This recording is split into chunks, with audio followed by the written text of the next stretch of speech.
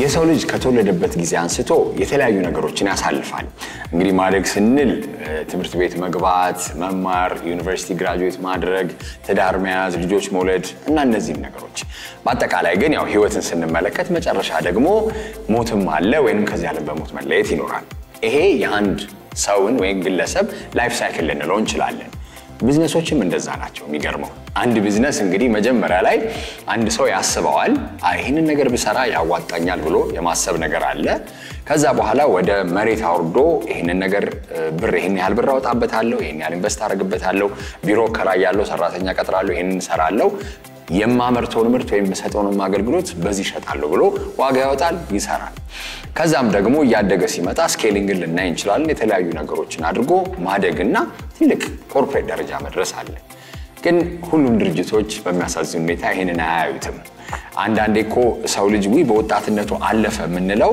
ወይንም የበለጠ ወጣት ሲሞት ያሳዝናል ምንለው ለዚህ ነው ፖቴንሻል ያለው አቅም ያለው ያ ነገር ባጭር ሲቀር ማለት ነው ድርጅቶችንም ከዛው አንፃር መመልከት እንችላለን ከሰው ጋር በምንም ተአምር የሚነጻጸር ነገር ባይሆን የድርጅቶችን ታዲያ ስንመለከት እንደው በመጀመሪያው አመት ላይ የሰርቫይቫል ሬታቸው ልበል ወይንም የመቆየት ጊዜያቸው 69% እስከ 70% አንዳንዴ ይሆናል 3 አመትን ወይም እንደዛ ደግሞ ስንመለከት ወይም እስከ 4 አመት ድረስ ያለው እስከ 49 እንደዚህ ይሆናል 8 እስከ 10 ደግሞ ያሉት ደግሞ ስናይ ወርዶ እስከ 33% ብቻ የተከፈቱ ወይም ስራ የጀመሩ ድርጅቶች ይቆያሉ አብዛኛው ግን ወደ 10 አመት 11 አመት ስንሄድ በጣም ያነሰ ይሄድና እንደው 20% ብቻ 10 አመት ቆይተው ወደ 70 የሚሆነው ድርጅት ይዘጋል ማለት ነው ዛሬ በሃሽታግ ሽቀላ ድርጅቶች ሲመሰረቱ ማለት ጥንቃቄ ማድረግ አለባቸው ሰክሰስፉል ወይም ስኬታማ እንዲሆኑ ከዛም ደግሞ የበለጠ ትልቁ ጥያቄ ደግሞ የሚሆነው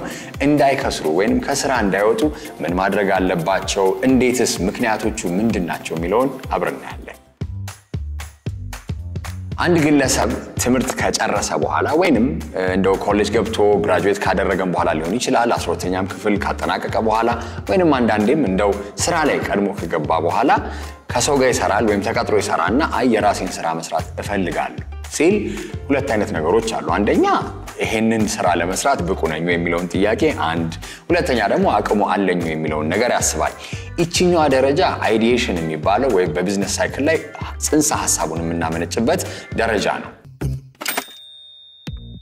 ቢዝነስን ስንመለከት እንደ ጽንሰ ሐሳብ ስናየው አብዛኛው ጊዜ ሰው ይሄንን ሰርቶ ኮ ሰክሰስፉል ሆነ ወይም ስኬታማ ነው ይሄን ያህል ሚሊዮን ብር አገኘ ስንል ቀላል ጉዞ ሊመስል ይችላል ግን በፍጹም ከዛ በጣም የራቀ ነው ተቀጥሮ መስራትና የራስን ስራ መስራት ልዩነቱ ዋነኛው ደግሞ የሚመጣው ራሳችንን እንችላለን መስራት ብቻ ሳይሆን ኃላፊነት ወስደን የሰውንም ኑሮን እንችላለን ድርጅቱንም የማብቃት ስራ ስለምንሰራ ነው ታዲያ ይሄ ማለት በጽንሰ ሐሳብ ወይም በቲዮሪ ደረጃ ብቻ የምናስበውና ፕራክቲካሊ መሬት ሲወርድ ደግሞ ያለው የቢዝነስ ሂደት በጣም ከባድ ነው የራስ ስራ መስራት የሚል ሐሳብ የመጣው አክቹሊ ዩኒቨርሲቲ ግራጁዌት ስናደርግ ጓደኞቻችን ጋር ሆነን አብረን መቀጠርን ጥላቻ የመጣ ሐሳብ ነው ሶ ግራጁዌት የምናደርግበት አመት ላይ አንዳንድ ኦፖርቹኒቲዎች ነበሩ እኛ ከተማርነው ፊልድ አኳያ የግላችንን የመስራት እድሉን ይፈጥርልን ነበር ሶ አዲስ ሙያ ስለነበረ ስለዚህ ዌብሳይት ዲጂታል ማርኬቲንግ መስራትን ሐሳብ ያነሳ ነው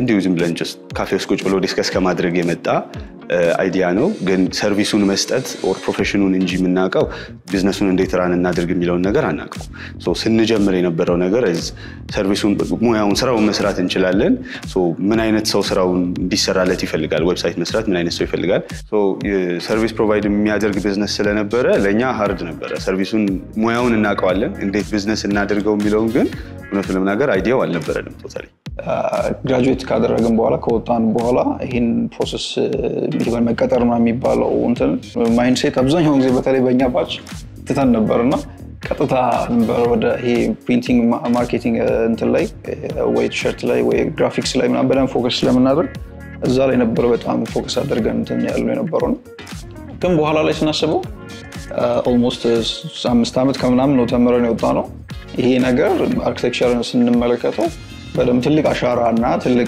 እንትን የሚያሳርፍን ነገር እጃችን ላይ ይዘን ነገ ከነገ ወዲያ በዚህኛው ወይ ደግሞ መሄዱ አንፌር ነው በሚለው ወደዚህኛው ሴክተር ገባ። አንድ ድርጅት እንግዲህ ከተመሰረተ በኋላ ስራ ይጀምራል። ምርትም አምርቶ የሚሸጥ ከሆነ ይሸጣል፣ አገልግሎት የሚሰጥም ከሆነ አገልግሎቱን እየሰጠ ደንበኞችን ለማካበት ስራ ይጀምራል ወይም ሽቀላ ይጀምራል አይደለ? ያንን እያደረገ በሚሄድበት ወቅት በሁለት መንገዶች ማየት እንችላለን አንድ ድርጅት ሊወድቅ የሚችልበት ምክንያት። አንደኛ ልክ እንደ ግለሰብ ማየት እንችላለን። ውስጣዊ ችግሮች ሊያደርጉት ይችላሉ ወይንም ውጫዊ ነገሮችን ማየት እንችላለን። ምን ያህል ጊዜ እንግዲህ ሰስቴን አድርገን ይዘነው ቆየን? ኦልሞስት አመት አካባቢ ያህል ይዘነው ቆይተናል። ለምን ተዘጋ ደግሞ ስንጀምር አካባቢ ኦፍ ኮርስ ተንገዳግደናል። ትልቁ ችግራችን ወዝ ሲድ መኒ ነበረ ማለት ወይም ደግሞ ፋይናንሻል በቃ ችግር ነበረ። የተወሰነ ነገር መበደር ያስፈልጋል። ከዩኒቨርሲቲ ስንወጣ አስቀድመን የሰራነው ስራ ስለሌለ ማስጀመሪያ ገንዘብ or ፋይናንስ አይኖረን። ስለዚህ ያ ትልቁ ሀስል ነበር። ግን እሱንም አልፈ ነው መጨረሻ ላይ ቢዝነሱን ሰስቴን ማድረግ ያልቻለው ወይም የዘጋንበት ሪዝን ምንድነው? ዳይሬክትሊ ከደንበኛ ጋር የሚያገናኝ ቢዝነስ ላይ ስለነበርን ሰርቪስ ስለነበር ፕሮቫይድ የምናደርገው አንዴ ሸጠን ዞር የምንለው ነገር አልነበረም።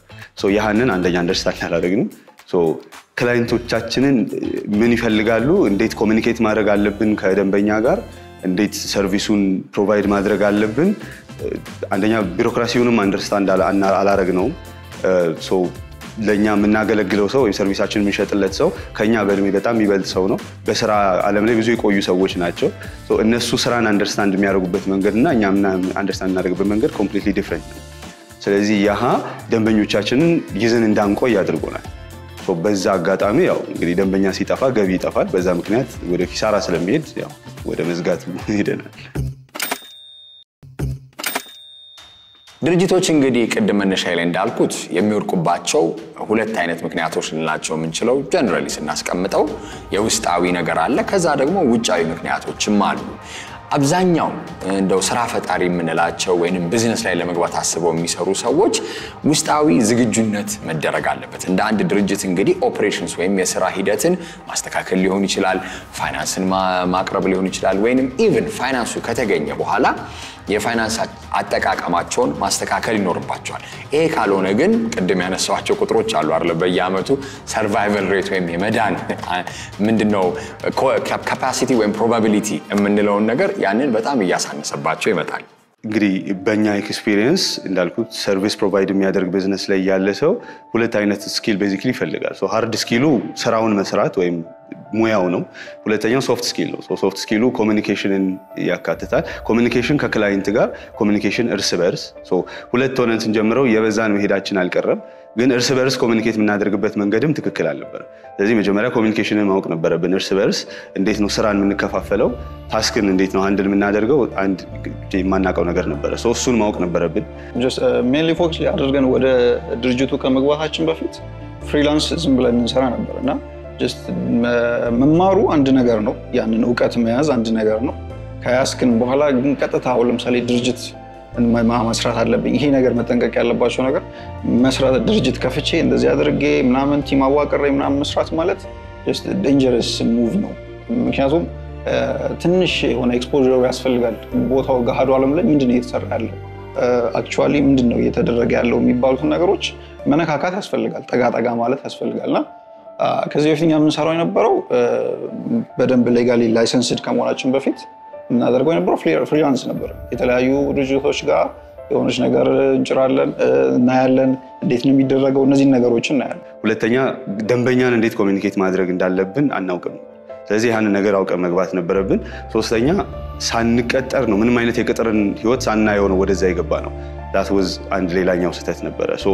አንድ ድርጅት ውስጥ ተቀጥሮ የአለቃ ኖሮት በአለቃ ስር መተዳደርን ሳናቀው አለቃ ሆነን ማስተዳደር ፖሲብል ነውና ያንን ነገር ሳናቀው መግባት አልነበረብንም እዛ ውስጥ። ስለዚህ ኮርፖሬት ሃይራርኪን ምንም ሳናቀው እኛ ራሳችን ኮርፖሬት ለመሆን መሞከሩ አንደኛው።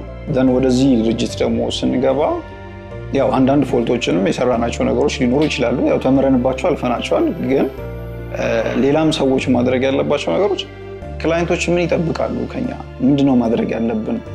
ምክንያቱም ወዲያው ፕሮፊትን እናንሳፍ አስበን ሳይሆን ሃይፕ ሆነን ነው የምንገባው። ስንገባ ምክንያቱም ዕውቀቱ አለ፣ just ወዲያው መግባት አለብን፣ ቶሎ እንትን እንላለን። ይሄን ነገር ስላለ ከገባን በኋላ ግን የምንጠብቀው ነገር ሌላ ታሪክ ነው። ምክንያቱም ክላይንት የሚመጣው የተለያየ ባህሪ ነው ያለው።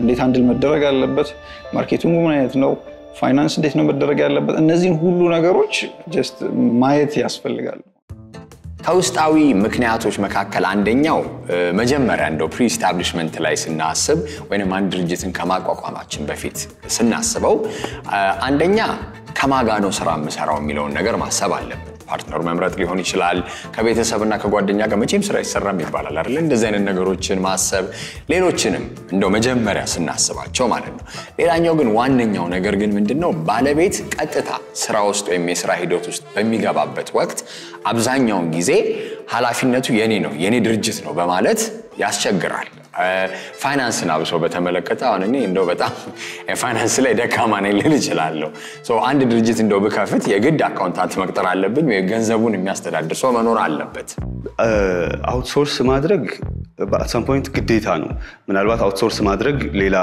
ሪሶርስ ወይ ፋይናንሻል ሪሶርስ ምናምን ሊፈልግ ይችላል ግን አውትሶርስ ማድረግ ግዴታ ነው which is እኛ ሁለት ሆነን ስንጀምር ሁለት ሰዎች ነን በመሃላችን የሌለ ስኪል አለ እኔም ጋር የኔ ፓርትነር ጋርም የማይኖር ነገር አለ ግን ደግሞ አንዳችን ጋር ኖሮ አንዳችን ጋር ያለ ነገር ሊኖር ይችላል ሶ በእኛ ኬዝ ትንሽ ኮሚኒኬሽን ላይ እርሻ ላይ ነበርኩት እኔ ነበር ስለዚህ ዳይሬክትሊ የክላይንት ኮሚኒኬሽን ያለኝ እኔ ነኝ ግን ስቲል አበላሽው ነበር ሶ አይደር የኮሚኒኬሽኑን ፓርት ሴልሱን ኦር ሄዶ ደንበኛን ማናገር እንግዲህ በእኛ ቢዝነስ ውስጥ አካውንት ይባላል ደንበኛ ሶ አካውንቶችን ሄዶ ማናገር ከነሱ ጋር ዲል ማድረግ የኮሚኒኬሽን ላይ የተሻለ ስራ ዓለም ላይ የቆየን ሰው አውትሶርስ ማድረግ ግዴታ ነበር ወደ ሌላ ሰው ላይ ግድ ነው አንዳንዴ መልቀቅ ያስፈልጋል ሁሉንም እኔ ነኝ ማድረግ ያለብኝ ማናገር ሳይሆን አሁን ለምሳሌ ቲሞቼ አብረን ስንሰራ እንትን ነው እኔ ማልችለው ነገሮች ይኖራሉ just ያንን አድሚት ማድረግ መቻል አለብኝ ከዛም በኋላ ፎርዋርድ ለሚቀጥለው መስጠት አለብኝ ይሄን ምክንያቱም አንድ ነገር ማየት ያለብን ድርጅቱ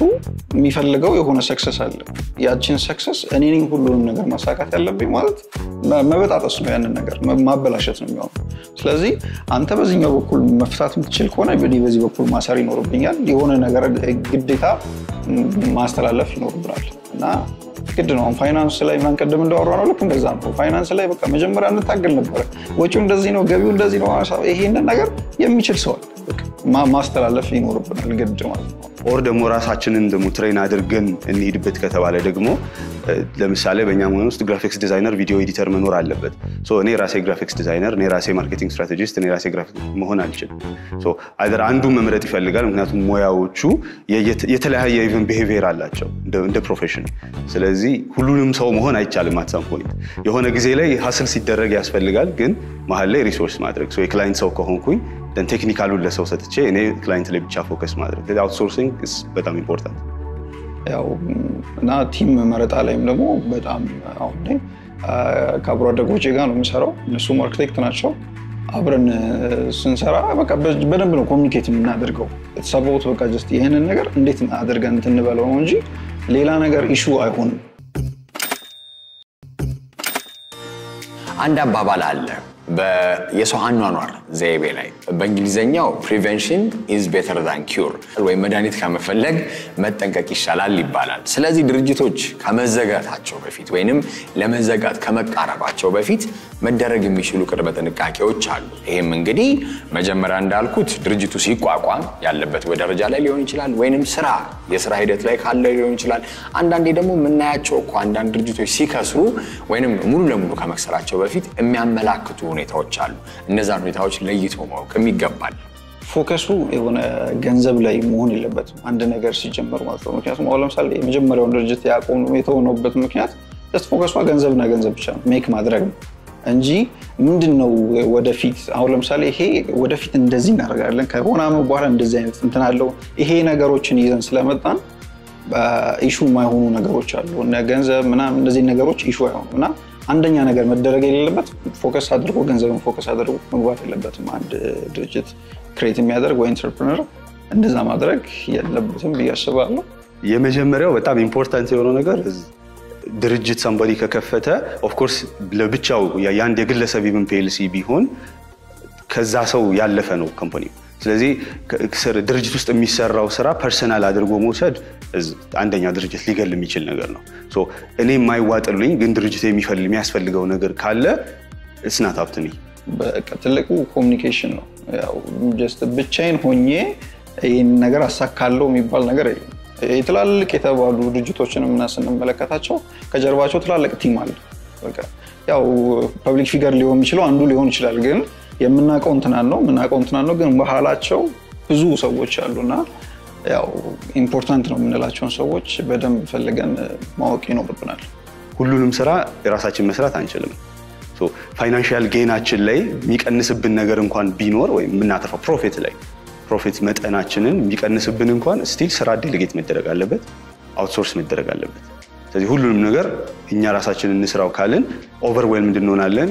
ድርጅቱ ፌል ማድረግ ብቻ አይደለም፣ እኛም እንደ ሰው ባዮሎጂካሊ ሁላ ፌል ልናደርግ እንችላለን። ጤና እስከማጣት ድረስ ይደረሳል። አንድ ድርጅት የውስጣዊ ችግሮቹን እንደው ፈታ እንበል ወይም ማስተካከለ ወይንም አልተፈጠረም፣ በጣም ጎበዝ ነበሩ ኮፋውንደሮች ወይም መስራቾቹ እንበልና በጣም ጥሩ የሆነ የማኔጅመንት ወይም የአስተዳደር ስርዓት አላቸው፣ ቆንጆ የሆነ የፋይናንስ ሲስተም ወይ ስርዓት አላቸው፣ ራሳቸው በጣም ተግባብተው ይሰራሉ፣ ይህንን ሁሉ አሳክተዋል። እንደዚህ ደግሞ ሆኖ ከድርጅቶቹ ባለቤቶችም ልበል መስራቾችም የስራ ኃላፊዎችም አቅም በላይ ደግሞ የሆኑ ትልልቅ ችግሮች ሊያጋጥሙ ይችላሉ። እነዚህ ችግሮች እንግዲህ አሁን በዓለማችን ውስጥ ከቅርብ ጊዜ ኮቪድ-19ን ማንሳት እንችላለን። አንድ ሀገር ለንግድ ስራም እንበለው ለቢዝነስም እንበለው ለስራ ፈጠራ ምቹ የሆነ ስርዓት ስንል አንደኛ የፋይናንስ አቅርቦትን ማንሳት እንችላለን። ሌላ የቢዝነስ ኮንዱሲቭ ቢዝነስ ኢንቫይሮንመንት አመንቺ የሆነ የቢዝነስ ሁኔታ የመስራት መኖር አለበት። ስኪልድ ማንፓወር የምንለው ወይንም የተማረ የሰው ኃይል እና በርካታ የሆኑ ነገሮች ምቹ መሆን አለባቸው። ታዲያ በህግ አንፃር ስንመለከት ታዲያ መንግስት ነው ፖሊሲዎችን ቀርጾ ያስፈጸመ የተለያዩ አይነት የፋይናንስ አቅርቦቶችን በተለያዩ የግል ዘርፍ ባንኮች የሚሆኑ በመንግስት መር ባንኮች ያንን ነገር ማስተካከል የሚኖርበት። ትልቁ ነገር በወጣትነት ደረጃ ላይ ስራ ሲጀመር ሲድ መኒ ትልቁ የማስጀመሪያ ፋይናንስ ትልቁ ችግር ነው። ስለዚህ በእኛ መንገድ ለምሳሌ ብድሮችን ምናምን ለመጠየቅ የሆነ ያህል መንገድ ሄደናል። በዛ ወጣትነት እንግዲህ በዛን ጊዜ it's been like for 5 years ምናምን አሁንና በዛን ጊዜ እኛን እንግዲህ ብድር ስንጠይቅ እንዴት ነው ከፖሊሲ አኳያም አይደለም ከሌላም ጉዳይ ሉካችን ለራሱ ያለ ሰርቶ እንትን የሚል ሰው አይመስልም። ያ እነሱ ትንሽ ያው ቢሮክራሲው ትንሽ ብዙ ነው። ያው መጀመሪያ ሰሞን ላይ ነበር ያው ክሬት እናደርግ ማስታፍ እንደነገርኩ በትንሽ በጀት ነው ራሳችንን ሁላችንን ነገር እየሄድን ምናስፈጽመው ምንለው ማስታፍ በጣም ስትራግል ነበር። ያው አብዛኛው ነገር አንደርስታንድ አናረጋቸው እኛ አውቀን ምን ነው የተመረነ የወጣ ነው ሌላ ነገር ነው። ስለዚህ ቢሮክራሲ ነገሮች አናውቅምና ግን ያው ኢቨንቹዋሊ ደግሞ በኋላ ላይ የሚመለከተው ሰው አለ ይሄንን ነገር ማሳለፍ ነው መስጠት ቀደም እንዳለው ማሳለፍ ሰጠን በቃ ምን ጠየቃቸው ዶክመንቴሽኖች ደግሞ ስማቸውን ኢቭን ማናቃቸው ናቸው። ስለዚህ የዛን ጊዜ it was not easy። አንደኛው ሰው somebody ብድር ተበድሩ ስራ ለጀምር ሲል የኛ ጋር ቴክኖሎጂካሊ የሆኑ ሰርቪሶች ስለነበሩ ያን ያለው ቀና ያለው የሚታወቅ ስራ አልነበረም። ማንም ሰው ስለማያውቀው እንዴት ነው የኛ ፕሮፖዛላችን ላይ ስትራቴጂያችን ላይ ፎከስ ያደረገ የብድር አሰጣጥ አልነበረም የነበረው። ስለዚህ የማይታወቅ ስራ ስለነበረ ያን ነገር አፕሩቭ ለማድረግ በዛ ጋር በአበዳሪ ሳይድ ወይ በመንግስት ሳይድ ያለው አካል ይቸገራል። ዓለማችን ሁሉ ጊዜ እየተቀየረች ነው። እንደው ከ10 ዓመት በፊት የነበሩ ቴክኖሎጂዎችን ብናስባቸው ሙዚቃ ለመስማት ካሴት ነበር፣ ፊልም ለማየት VHS ነበር። አሁን እንደው CD DVD ያለው ማጫወቻ ያለው ሰው የለም አይደለ? ስለዚህ ቢዝነስን ስናስብ ሁሌ ከጊዜው ጋር መራመድ አለበት። አንድ ቢዝነስ ለምን በየትኛውም ጽንሰ ሐሳቡ ራሱ ሲነሳ አንድ በማህበረሰቡ ፍላጎት ላይ ያለን ክፍተት ታርጌት አድርጎ ወይም ኢላማ አድርጎ ተነስቶ ለዛ ችግር ወይንም ክፍተት መፍትሄ ካልሰጠ ቀጣይነቱ ከባድ ስለሚሆን ሁሌ አንድ ቢዝነስ በፈጠራ የተሞላ ቴክኖሎጂ መር የሆነ የሥራ ሂደትም አስተሳሰብም ሊኖረው ይገባል። እንግዲህ ማርኬቲንግ ላይ ስለሆነ ያለው እኛው በማርኬቲንግ ዋይዝ አሁን ላይ ያሉ በጣም ጃይንት የምንላቸው ኮርፖሬት ካምፓኒዎች ጀምሮ እስከ ስሞል ኢንተርፕራይዞች ድረስ እኛ ሀገር አብዛኛው ቢዝነስ እንትን ያለው የተለመደን የማርኬቲንግ ሲስተም መጠቀም ነው። ኦር ይሄ አዳዲስ ነገር የመቀበል ክፍተት አለ ራይት። ሶ ያንን ነገር አንደኛ ይሄ ወይ ስታቲክ የሆነ ብቻ ግሮዝ ይሄ እድገትን በቃ በጣም ተመሳሳይ የሆነ እንዲያደርግ ያደርጋል። ኦር ኖ እድገት አትወል በቃ አንድ ቦታ ላይ እንድትቀር የሚያደርግ ነገር አለ። ሶ እንግዲህ ትሬኒንግ ላይ ካለው ከመኖር የማኳያ ብዙ አይነት ክፍተት የምናየው አብዛኛው ካምፓኒ ሰራተኞቹን ትሬን ማድረግ ሲኖርበት አያደርግም። አንዳንድ ቦታ ላይ ያለ ሰራተኛ በራሱ ገፍቶ የሆነ አይነት ቴክኖሎጂካል የሆነ ነገር ትሬኒንግ ለመውሰድ ሲፈልግ ኤክሳይትመንቱን ታያል። ሶ ኦሬዲ 7-10 ዓመት ላይ ካምፓኒ ላይ እየሰሩ ያሉ ግን በቃ ኖሌጃቸው አፕዴትድ ሆኖ የሆነ አዲስ ነገር ፊት ስታደርጋቸው በጣም ተደንቀው እንደ ማጂክ የሚያዩት አይነት ሁኔታ ይፈጠራል። ሶ እዛ ቦታ ላይ ክፍተት አለ። ስለዚህ ኢምፕሎይን ትሬን ማድረግ የመጀመሪያው ቴክኖሎጂን አዳፕት የማድረጊያ መንገድ ነው። ያው ብዙ ጊዜ ያው ለምሳሌ ኦፊስ ላይ ብቻ የምንሰራ ከሆነ ከኖርማል ከምንጠቀማቸው ሶፍትዌሮች ምናምን ነገር እነዚህ ነገሮች አፕዴት እናደርጋለን። ሳይት ላይ ስንወጣ ደግሞ የተለያዩ ፕሮዳክቶች አሉ እና እነዛን ፕሮዳክቶች አንዳንዴ በከፍ የሆነ ለምሳሌ ከውጭ ምናስታት እንደዚህ አይነት እንትን ታይቷል ምናምን ይሄንን ነገር ጀስት አሁን ላይ እየተሰራ ያለው ትሬንዱ እንደዚህ ነው ምናምን ነገር ሳይሆን አርኪቴክቸር ራሱ በመጀመሪያም እንትን ሲባል ይሄን ነገር ይሄ ሳይንሱን ስንረዳው ጀስት ነገሮችን ዝም ብሎ ጀስት አሁን የመጣ የተባለውን ነገር መስራት ሳይሆን ያሉት ነገሮች አናላይዝ እያደረጉ ለኛ ሀገር ምን ያስፈልጋል። ምክንያቱም አሁን ውጪ ላይ ያየነው ቀጥታ እዚህ ላይ አፕላይ ማድረግ አንችልም አብዛኛው እንትኖች እና ምናቸውን ነገሮች ያው አፕዴት እንትን ለማድረግ በደንብ እናደርጋለን። ግን ደግሞ ጥንቃቄም ያስፈልጋል። ጀስት ሁሉም ነገሮች አፕላይ መደረግ አይችሉም።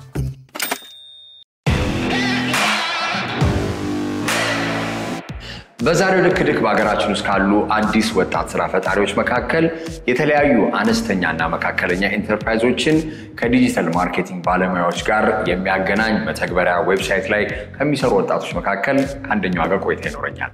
ሰላም ሰላም። መጀመሪያ ስምሽን አስተዋውቂ። መታሰቢያ እባላለሁ። መታሰቢያ፣ እስቲ ኤስኤምኢዝ ወይንም አነስተኛና መካከለኛ ኢንተርፕራይዞች ዲጂታል ማርኬቲንግ ያስፈልጋቸዋል ልበል? Yes, definitely ዲጂታል ማርኬቲንግ ያስፈልጋቸዋል because any product, any business 50% is marketing. So እሱን ፑሽ ለማድረግ ደግሞ እነኚህ ስሞል እና ሚዲየም ቢዝነሶች ደግሞ ትልልቅ የማርኬቲንግ በጀት አይኖራቸውም። ሶ ዩዚንግ ይሄ ሶሻል ሚዲያ ያመጣልን ፕላትፎርም ፌስቡክ፣ ኢንስታግራም፣ ሊንክድኢን እና ሌሎችም ኢቨን ቲክቶክ እነሱን በመጠቀም ፕሮሞሽናቸውን ፑሽ እንዲያደርጉና ስኬል አፕ እንዲያደርጉ ስለሚያግዛቸው ዴፊኒትሊ ያስፈልጋቸዋል። ስለዚህ ያስፈልጋቸዋል ብዬ የመጀመሪያ ጥያቄን እዚሁ መልስ አግኝቻለሁ። እንዴት አሰባችሁት የሚለው ፍላጎት በደንብ አለው ዘርፉ ላይ ዲጂታል። አሁን አብዛኛው ጊዜ የዲጂታል ማርኬቲንግ እና ሜንስትሪም ሚዲያ ደግሞ ማርኬቲንግም ወይም የተለያዩ ኤቲኤል እና ቢቲኤልን መጠቀም ይችላሉ ያልሹ የበጀት ኮንስትሬንት ስላለ ወደዛ መሄድ ያስፈልጋል። ሌላስ በምን መልኩ ነው እስቲ እናንተ ይሄንን ነገር ስትጀምሩ መጀመሪያ ድርጅታችሁን ስሙን አስተዋውቂ፣ ከዚህ በዘለለ ምን ዓላማ ይዛችሁ የተነሳችሁት? ሶ ድርጅታችን ስሙ ጎዲጂታል አፍሪካ ይባላል። ጎዲጂታል አፍሪካ ፐርፎርማንስ ቤዝድ ዲጂታል ማርኬቲንግ ካምፓኒ ነው። ሶ ሁሉንም አይነት የዲጂታል ማርኬቲንግ ሰርቪሶችን እንሰጣለን starting from like web development, content design ሌሎችም ነገሮች እነዚህን ሰርቪሶች ደግሞ ኢንክሉድ ያደረገ አንድ ላይ ፕላትፎርም ዌብሳይት ደግሞ ላውንች አድርገናል which is SkillLink ያልነው ማለት ነው። ስለዚህ SkillLink የጎዲጂታል አንድ ፕሮዳክት ነው and SkillLink አሁን ያልኳቸውን ይሄ ሙሉ የዲጂታል ማርኬቲንግ ፕሮሰሶችን ኦቶሜት ያደርግልናል አንድ ፕላትፎርም ላይ ኤክስፐርቶችን ከዛ ደግሞ የማርኬቲንጉን ዲጂታል ማርኬቲንጉን የሚፈልጉትን ቢዝነሶች ኮኔክት የሚያደርግ እንደ ካይንድ ኦፍ ማርኬት ፕሌስ ደግሞ ቢውልድ አድርገናል ማለት ነው። ስለዚህ ቦዝ ዌይስ ነው ሁለቱም ይሰራል። በጣም አሪፍ። እንደዚህ አይነት የቴክ ፕሮዳክቶች ብቻ ወይም አገልግሎቶች ብቻ ሳይሆን የትኛውም ስራ ሲጀመር ቻሌንጆች ወይም ችግሮች አሉት። አንደኛው እንግዲህ ያው ፋይናንስ፣ አብዛኛውን ጊዜ ፋይናንስ ይባላል። እናንተ ስትጀምሩ ምን አጋጠማችሁ? I think ለብዙ ቢዝነሶች ተመሳሳይ ይመስለኛል። ሶ እኛም መጀመሪያ ላይ ስንጀምረው ጎዲጂታል አፍሪካ ዲሴምበር ላይ 2023 ላይ ነው የተጀመረው። ስለዚህ አሁን SkillLink ላይ ኦቶሜት ተደርጎ ፕላትፎርም ላይ ዌብሳይት ላይ ያሉትን ነገሮች ማኑዋሊ ነበር እየሰራናቸው የነበረው። ኤክስፐርቶች አሉን እንደ ክላይንቶች አሉን ሰርቭ ያደርጓቸዋል። ሶ ኦቶሜት አርተን ወደ SkillLink ስናመጣው ሜጀር ኢሹ የነበረው ኤክስተርናል ፈንዲንግ ስላልነበረ ፋይናንስ was ትልቁ ኢሹ። So yeah, like my answer is the same. It's the same. Yes, finance. Yes. እሺ ፋይናንስን በምን መልኩ ፈታችሁት ወይስ እየፈታችሁት ነው ገና? እየፈታ ነው it's a process. So ጎዲጂታል አፍሪካ like it's operational ነው እየሰራንበት የነበረ ስለነበረ whatever ኢንተርናል እያገኘ ነው የነበረው ነገር we were investing SkillLink platform like so system automate ሆኖ እንዲሰራ። ስለዚህ like more intention ስለነበረ ፍላጎቱ በደንብ automate ተደርጎ ዲማንዱም ስላለ ብዙ ኤክስፐርቶች አሉ with certificate ያሉ የሰዱ ያሉ አሁን በጣም ትሬንዲንግ አይደል ዲጂታል ማርኬቲንግ በወጣቶች በሴቶች ምናምን ሳይድ and then ብዙ ቢዝነሶች አሉ ግን there is a gap and the gap is like disappointment አለ ፍሪላንስ ላይ ሲሰራ ለምሳሌ ሪላይ የማድረግ credibility issue ነኝ ነገሮች ስላሉ so like bringing that and platform ላይ necessity ነው ብለን ስላሰብን whatever we're getting invest ያደረገው ነበር። ስለዚህ it's a process እየፈታችሁት ነው።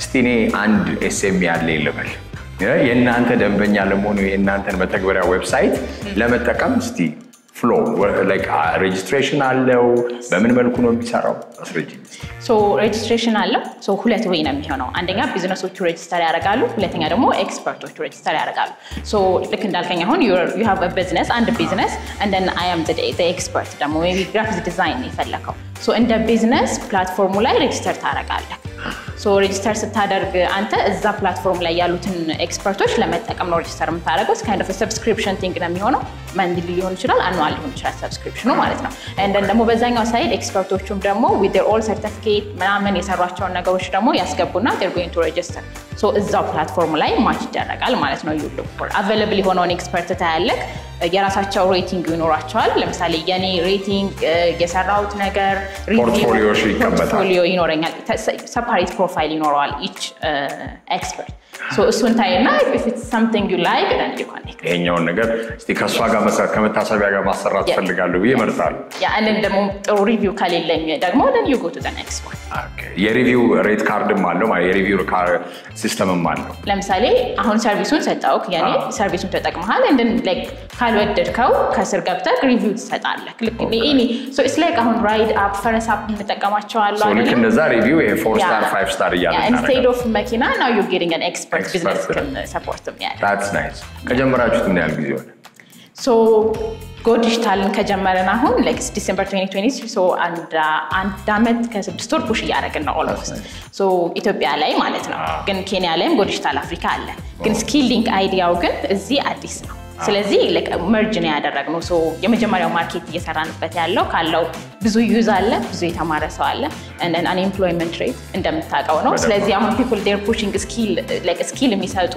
ኮርሶችን እየወሰዱ ነው ግን ደግሞ like other than LinkedIn or some freelance platforms ደግሞ ይሄን ያህል የሚባል ፕላትፎርም የለም ኮኔክት የሚያደርግ so እሱኛው ብሪጅ በደንብ ስላለ it's been more than a year ማለት ይችላል ምክንያቱም በጎ ዲጂታል ስር አሁን 11 ኤክስፐርቶች ከ90 በላይ ክላይንቶችን ሰርቭ ያደረጉ በሚቀጥሉት እስቲ 5 አመታት ከጎዲጂታል ምን ተጠብቅ so የሚቀጥሉት 5 አመታቶች በደንብ ስኬል አፕ አድርገን no just only in አዲስ ኢትዮጵያ ላይ ብቻ ሳይሆን አፍሪካ ላይ በደንብ የሚታወቅ የዲጂታል ማርኬት ፕሌስ መሆን ነው የምንፈልገው ስኪሊንግ so አሁን ዌብሳይታችን is already active sign up ማድረግ ይችላሉ ገብተው ልጆች we are already working on it in pre qualification form አለ እሱን አልፋው ሬጅስተር ማድረግ ይችላሉ ግን ደግሞ for the coming 5 years ደግሞ አሁን ቲማችን የራሳችን እየሰራበት ያለው ዌብ አፕ ደግሞ ዴቨሎፕ ያደረግን ነው so we can be accessible በአንድሮይድም iOS ላይ ማለት ነው so እሱን ፑሽ አድርገን and then potential partnerships of course አግኝተን and then we want to be big አፍሪካ ላይ ትልቅ የዲጂታል ማርኬት ፕሌስ ነው